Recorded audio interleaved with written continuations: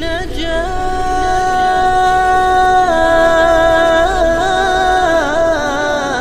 يزفنا يشدو. السلام علیکم ورحمۃ اللہ وبرکاتہ. احکام تجوید کلاس میں آپ کا خیر مقدم ہے. الحمدللہ ثم الحمدللہ. سابقہ کلاس میں ہم نے عربی حروف کے جو 10 مخارج تھے ان کو ہم نے پچھلی کلاس میں مکمل کر لیا. آج کا جو ہمارا ٹاپک رہے گا وہ قلقلہ کے اوپر رہے گا. آپ سے گزارش ہے کہ اس چینل کو سبسکرائب کریں، زیادہ سے زیادہ اس کو شیئر کریں اپنے دوستوں میں، احبابوں میں، اور اس ویڈیو کو لائک بھی کریں اور بیل آئیکن پر لازماً کلک کریں تاکہ ہماری جو آنے والی نئی اپڈیٹس اور کلاسز ہوں گی وہ سب سے پہلے آپ دیکھ سکیں گے. تو چلیے شروع کرتے ہیں.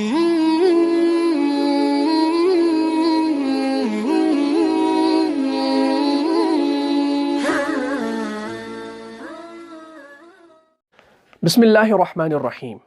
پیارے عزیزو، آج کا جو ہمارا ٹاپک ہے وہ قلقلہ کا ٹاپک ہے. سب سے پہلے ہم یہ جانیں گے کہ قرآن مجید کو تجوید کے ساتھ پڑھنے کا مطلب کیا ہے. قرآن مجید کو تجوید کے ساتھ پڑھنے کا مطلب یہ ہے کہ ہم ان کے جو حروف ہیں ان کو ان کی صفات کے ساتھ ادا کیا جائے، اور جو کوئی بھی ان کے قواعد ہے، مثلا ادغام ہے، اظہار ہے، مد کی مقدار ہے، گنہ ہے، اخفا ہے، قلقلہ ہے، وغیرہ وغیرہ، جو بھی یہ سارے جو قواعد ہے ان کو ہم اچھے سے ادا کریں، اسی کا نام جو ہے تجوید ہے. آج کا جو ہمارا ٹاپک ہے وہ قلقلہ کا ٹاپک ہے. سب سے پہلے ہم جانیں گے کہ قلقلہ کسے کہتے ہیں. قلقلہ کے حروف میں سے جب کوئی حرف جو ہے وہ ساکن والا ہو، یعنی اس کے اوپر جزم ہو، تو اس کو ایسی آواز سے پڑھا جائے جس کے اندر ایک جنبش ہو، یعنی ایک تھوڑا سا جھٹکا سا ہو. اب یہاں پہ ہم سب سے پہلے قلقلہ کے قاعدے کو لکھیں گے. آپ اس کو اپنی کاپی پر نوٹ کریں، یہ آپ کو بہت ہی فائدہ دینے والا ہے. قلقلہ کا قاعدہ ہے، جب قلقلہ کے حروف کے اوپر ساکن آ جائے تو اس کے پڑھنے میں ہلکا سا جھٹکا ہوگا. یہ تو میں نے آسان سا قاعدہ لکھ لیا یہاں پہ، یہ آپ کو یاد ہو جائے گا کہ آپ اتنا یاد رکھیں، جب قلقلہ کے حروف کے اوپر کسی حرف کے اوپر ساکن آ جائے تو وہاں پہ ہلکا سا جھٹکا دے کر آپ کو پڑھنا ہے. اب ہم یہاں پر جانیں گے کہ قلقلہ کے وہ حروف کون سے ہیں جن پر ساکن آنے کے بعد، جن پر جزم آنے کے بعد ان کو ہلکا سا جھٹکا دے کر پڑھا جاتا ہے. وہ 5 حروف جو ہے قاف، طا، با، جیم اور دال. ان 5 حروف کو آپ دیکھیں، قاف، طا، با، جیم اور دال، یہ 5 حروف جو ہے یہ قلقلہ کے حروف ہے. اب ہم ان کی مثالیں بتائیں گے جن سے آپ کو یہ قلقلہ جو ہے سمجھ میں آ جائے گا.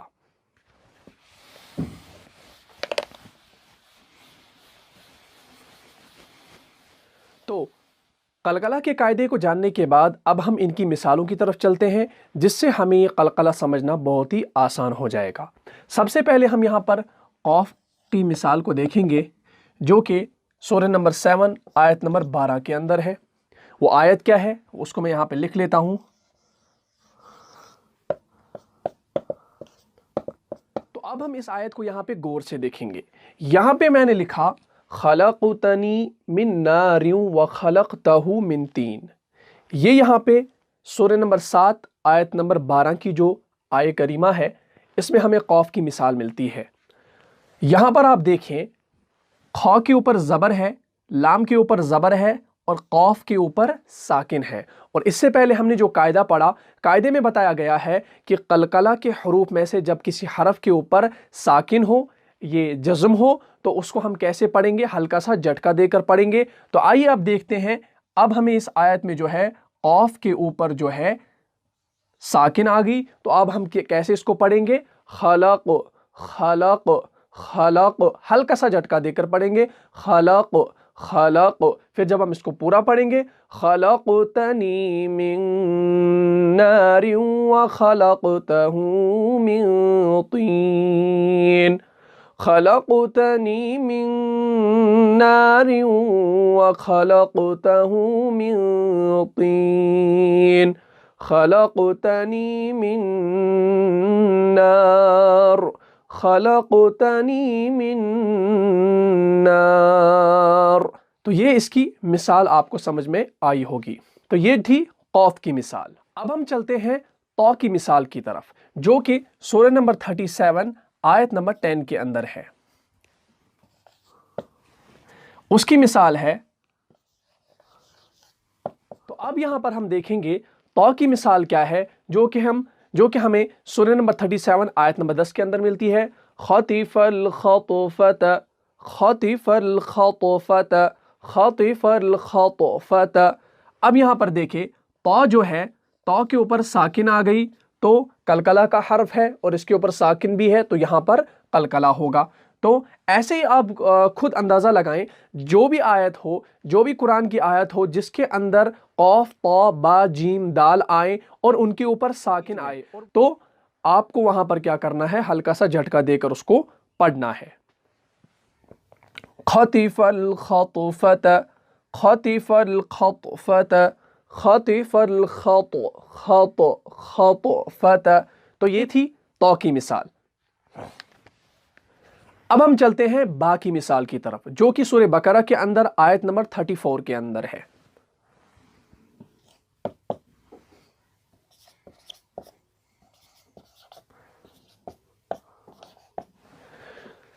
تو اس کی مثال ہمیں کہاں ملتی ہے، اس کو ہم یہاں پہ پہلے لکھ لیتے ہیں۔ تو اس آیت کو آپ غور سے دیکھیں، جو با کی مثال ہمیں ملتی ہے سورہ بقرہ کے اندر آیت نمبر 34 کے اندر، قُلْنَا لِلْمَلَائِكَةِ اسْجُدُوا لِآدَمَ فَسَجَدُوا إِلَّا إِبْلِيسَ۔ ابلیس، با کو ہم ہلکا سا جھٹکا دے کر پڑھتے ہیں، کیونکہ با یہاں پر جو ہے قلقلہ کا حرف ہے اور اس کے اوپر ساکن بھی ہے، تو ہم اس قاعدے کو یہاں پر فٹ کریں گے۔ إِلَّا ابلیس، ابلیس، ابلیس، جو یہ ب ہے یہ ہلکا سا جھٹکا ہے، اور خیال رکھے ایسا جھٹکا نہیں دینا کہ وہ بعض اوقات زبر کی صورت بن جائے، اب ابا ہو جائے، ایسا نہیں ہے، بلکہ ہلکا سا جھٹکا، ابلیس، الا ابلیس، قلنا للملائکۃ اسجدوا لآدم فسجدوا الا ابلیس، ابلیس، ابلیس۔ اب ہم چلتے ہیں جیم کی مثال کی طرف، جو مثال ہمیں ملتی ہے سورہ نمبر 37 اور آیت نمبر 19 کے اندر۔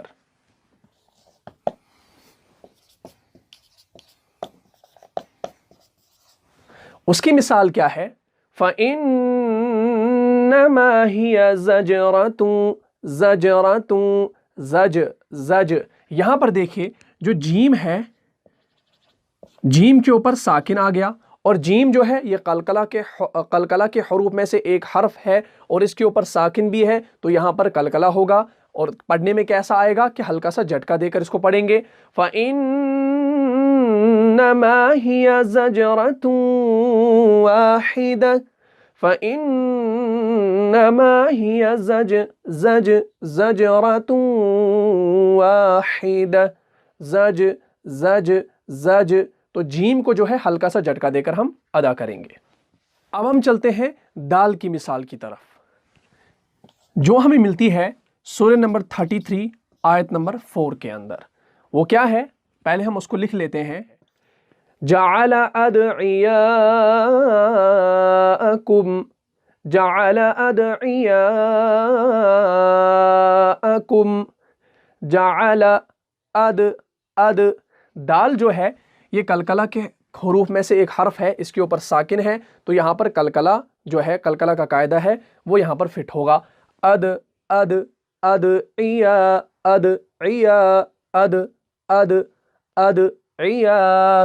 جعل ادعیاءکم، جعل ادعیاءکم، جعل ادعیاءکم، ادعیاء، تو دال جو ہے اس کو نرم پڑھیں گے اور زیادہ سختی سے اس کو نہیں پڑھیںگے۔ تو یہ جو تھے یہ قلقلہ کی مثالیں تھی، قوف طا با جیم دال۔ امید ہے آپ کو یہ مثالیں اچھے سے سمجھ میں آئی ہوں گی۔ اب ہم چلتے ہیں قلقلہ کے دوسرے قاعدے پر، جس کو سمجھنا بہت ہی ضروری ہے کیونکہ اکثر لوگ جو ہے وہ اس میں بہت ساری غلطیاں کرتے ہیں۔ ابھی تک ہم نے پڑھا قلقلہ کے جو 5 حروف ہے، اگر ان میں سے کسی حرف کے اوپر ساکن آ جاتا ہے تو ہم اس کو ہلکا سا جھٹکا دے کر پڑھتے ہیں، لیکن یہاں پر جو قاعدہ اب بتانے والا ہوں اس پر تھوڑا سا غور کریں۔ ہم جب قرآن کی کوئی آیت پڑھتے ہیں تو ہم ایک آیت کو پورا مکمل پڑھتے ہیں، یا آیت بڑی ہونے کی وجہ سے ہم اس کو تھوڑا سا پڑھتے ہیں، شارٹ پڑھتے ہیں۔ اب آیت کو پورا پڑھنا یا آیت کے بیچ میں رکنا، اس کی 3 وجوہات ہیں۔ یا تو آیت آ جاتی ہے، یا تو وقف کا قاعدہ آ جاتا ہے، یا تو ہمارا سانس ٹوٹ جاتا ہے۔ ان 3 وجہوں سے ہم رک جاتے ہیں۔ اگر ایک بڑی سی آیت ہے تو اگر ہم اس کو پڑھ رہے ہیں تو ہم بیچ میں رک جاتے ہیں تو یہ تو ہمارا سانس ٹوٹ جاتا ہے۔ یا ایسا بھی ہو سکتا ہے کہ وہاں پر وقف کا قاعدہ آ جاتا ہے تو ہم وہاں پر رک جاتے ہیں۔ یا کوئی آیت ہوتی ہے، ہم اس آیت کو پورا پڑھ لیتے ہیں، جب آیت کا جو وہ گول نشان آ جاتا ہے اس کا مطلب ہے کہ آیت مکمل ہو گئی، تو ہم وہاں پر سٹاپ کرتے ہیں، ہم وہاں پر رکتے ہیں۔ اب قلقلہ کا اور اس کا کیا واسطہ ہے، اب یہ سمجھنا بہت ہی ضروری ہے۔ اب ہم دیکھیں، جب ہم کسی آیت کو پڑھتے ہیں 3 وجوہات ہے جس سے ہم رک جاتے ہیں۔ یا تو آیت کا وہ گول آ جاتا ہے، یا تو وقف کا کوئی قاعدہ آ جاتا ہے، یا تو سانس ٹوٹنے کی وجہ سے ہم وہاں پر وقف کرتے ہیں۔ یہ 3 وجہیں ہیں۔ لیکن اب خیال رکھیں، جب ہمیں کسی آیت پر رکنا ہو تو اس آیت سے پہلے، اگر اس آیت سے پہلے قوف طا با جیم دال ان 5 حروف میں سے اگر کوئی ایک حرف وہاں پر آ جاتا ہے، چاہے وہ ساکن ہو یا نہ ہو، چاہے وہ جزم والا ہو یا نہ ہو، چاہے اس کے اوپر زبر ہو، زیر ہو، پیش ہو، یا تنوین میں سے کوئی بھی حرکت اس کے اوپر ہو، تو ہر حال میں وہاں پر اس کو قلقلہ کے ساتھ ہی پڑھا جائے گا، یعنی کہ ہلکا سا جھٹکا دے کر ہی اس کو پڑھا جائے گا۔ اب آپ یہاں پر سمجھیے، سب سے پہلے ہم قوف کی مثال لیتے ہیں، جو کہ سورہ نمبر 37 آیت نمبر 5 کے اندر ہے۔ وہ آیت کریمہ کیا ہے، پہلے میں اس کو لکھ لیتا ہوں۔ اب آپ یہاں پر دیکھیں اس آیت کی طرف، وَمَا بَيْنَهُمَا وَرَبُّ الْمَشَارِقِ، اور یہاں پر جو ہے یہ یہاں پر آیت مکمل ہو رہی ہے۔ اب اگر ہم اس آیت کو پڑھیں گے تو ہم اس آیت کو وما سے شروع کرتے ہیں اور یہاں مشارق پر ہم رک جاتے ہیں، اور جب ہمارا سانس یہاں پہ ٹوٹ جاتا ہے، یا ہم آیت کو دیکھ کر رکتے ہیں، یا وقف کے قاعدے کو دیکھ کر رکتے ہیں، اور وہاں پر قوف آ جاتا ہے، یعنی کہ قلقلہ کے حروف میں سے کوئی ایک حرف آ جاتا ہے، اور اس کے نیچے اگر آپ دیکھ سکتے ہیں، اس کے نیچے یہاں پر زیر ہے، ساکن نہیں ہے۔ اب ہم سوچیں گے کہ ہم نے تو قلقلہ کے قاعدے میں پڑھا تھا کہ جب قلقلہ کے حروف میں سے کوئی حرف ساکن والا ہو، جزم والا ہو، تو وہاں پر قلقلہ کریں گے، ہلکا سا جھٹکا دے کر اس کو پڑھیں گے، لیکن یہاں پر تو زیر ہے تو یہاں پر نہیں کرنا ہوگا۔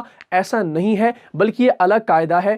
جہاں ہمارا وقف ہوگا، چاہے وہاں پر آیت ہو یا وقف کا قاعدہ ہو یا ہمارا سانس ٹوٹ جائے، تب اگر وہاں پر قوف طا با جیم دال قلقلہ کے حروف آ جاتے ہیں، چاہے ان کے اوپر کوئی بھی حرکت ہو، کوئی بھی زبر زیر پیش ہو، کوئی بھی حرکت ہو، تو ہر حال میں اس کو وہاں پر قلقلہ کے ساتھ ہی پڑھا جائے گا۔ تو ہم یہاں پر پڑھیں گے وَمَا بَيْنَهُمَا وَرَبُّ الْمَشَارِقِ، مشارق مشارق۔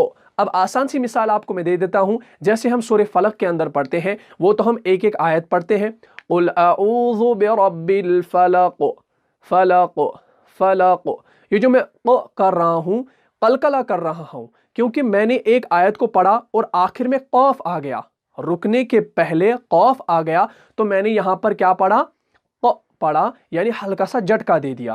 جیسے ہم پڑھتے ہیں قُلْ أَعُوذُ بِرَبِّ الْفَلَقِ، قُلْ أَعُوذُ بِرَبِّ الْفَلَقِ مِن شَرِّ مَا خَلَقَ، خلق خلق۔ تو اب آپ کو یہ سمجھ میں آیا ہوگا۔ اب ہم چلتے ہیں، ایسے ہی دال کی مثال کو ہم دیکھتے ہیں۔ میں آسان سی مثال آپ کو بتاؤں گا۔ اب دال کو ہم دیکھیں گے، دال کی مثال ہم سورہ اخلاص میں لے لیتے ہیں۔ جیسے ہم پڑھتے ہیں قُلْ هُوَ اللَّهُ أَحَدٌ، احد، اگر ہمیں ایک جگہ رکنا ہے، قُلْ هُوَ اللَّهُ أَحَدٌ، میں نے ایک آیت کو مکمل کیا، احد کے بعد جیسے یہاں پہ لکھوں میں कुल हुवल्लाहु।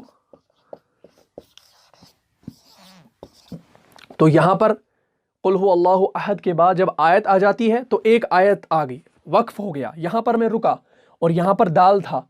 अगर यहाँ पे कोई और हरफ होता दाल के बजाय तो हमें कलकला करने की कोई ज़रूरत नहीं थी, लेकिन यहाँ पर जब क़ाफ ता बा जीम दाल वक्फ के पास आ जाए, चाहे कोई भी हरकत उनके ऊपर हो, ज़बर ज़ेर पेश हो, तनवीन हो, कुछ भी हो, तो हर हाल में उसको कलकला के साथ ही पढ़ा जाएगा। कुल हुवल्लाहु अहद अल्लाहु समद लम यलिद वलम यूलद वलम यकुल लहू कुफुवन अहद।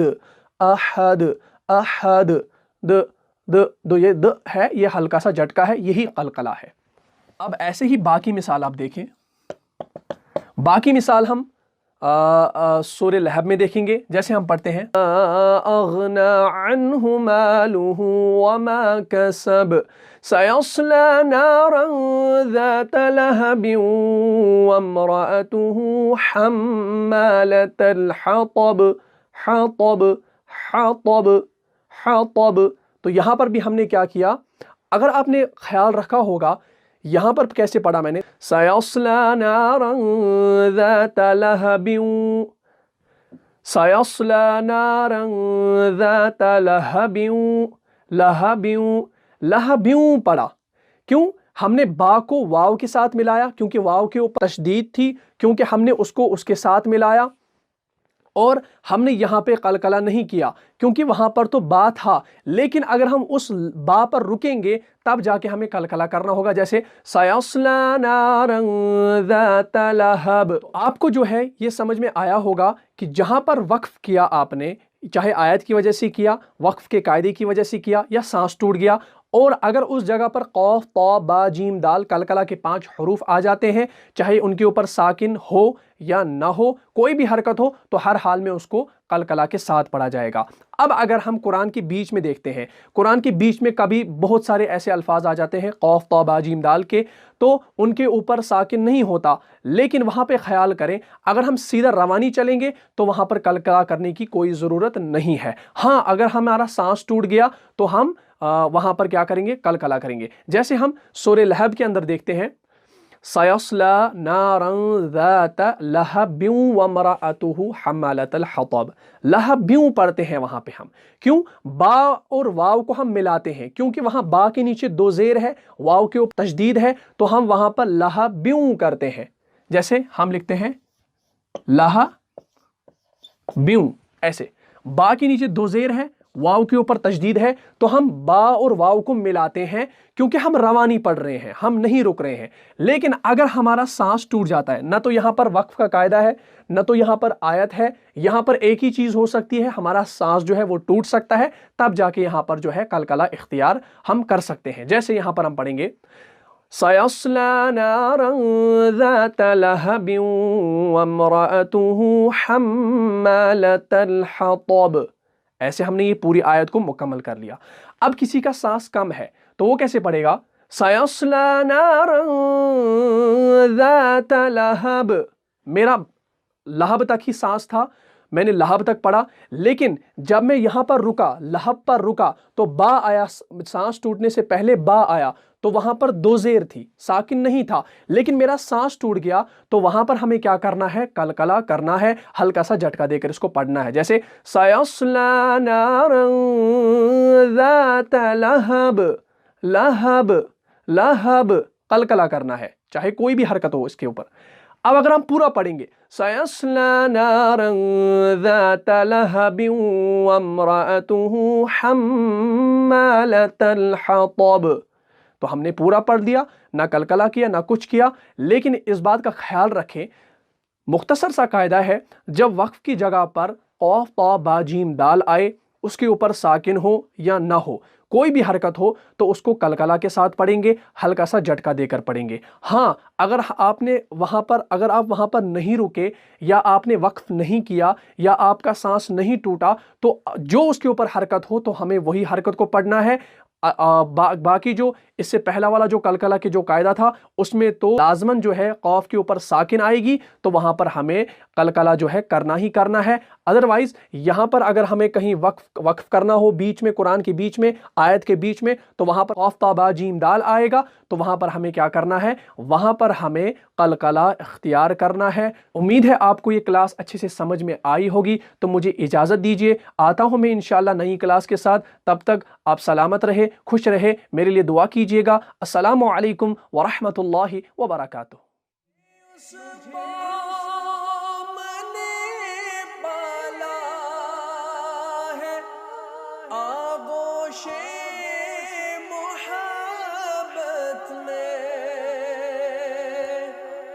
تجھے